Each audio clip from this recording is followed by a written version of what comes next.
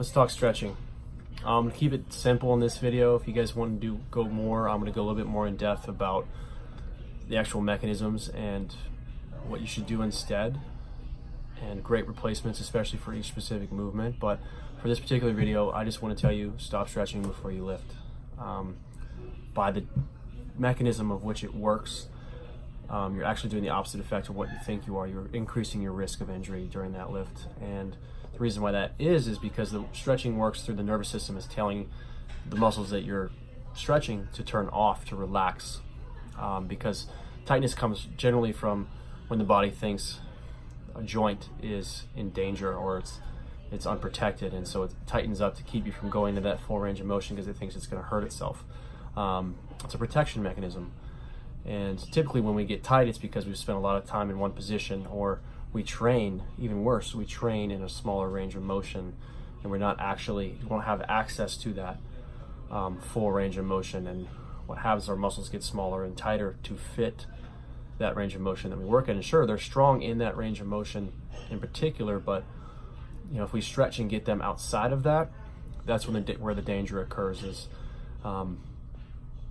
starting to use ranges that you haven't acquired yet, I call it, or you haven't strength trained in, and you haven't built up the stability in that particular range of motion in that joint yet.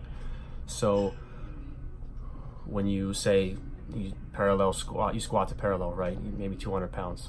You stretch and get yourself to squat below, but you've never squatted below parallel. And if you try to put 200 pounds on the bar, and while you have that new range of motion and squat below parallel, chances are you're going to hurt yourself, because your body doesn't know what to do with that range of motion. It doesn't have the strength there. You haven't connected to it through mind-muscle connection, through actually lifting there and building up strength in that range of motion. So again, like I said, I'm going to go over more in other videos, but instead of stretching, which is turning things off, work to turn things on.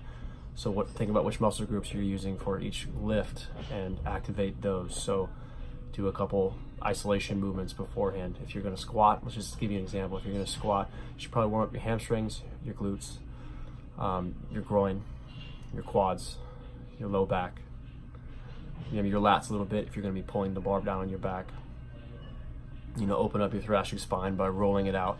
Again, more specifics in other videos, but my point is activate those muscle groups, the core, the hamstrings, the quads, all that stuff, doing isolation exercises, doing planks, whatever, with fewer sets, fewer reps. Work up the weight a little bit, but don't tax yourself where it's going to take away from the real sets. If you guys have any other questions, just shoot me in the comments.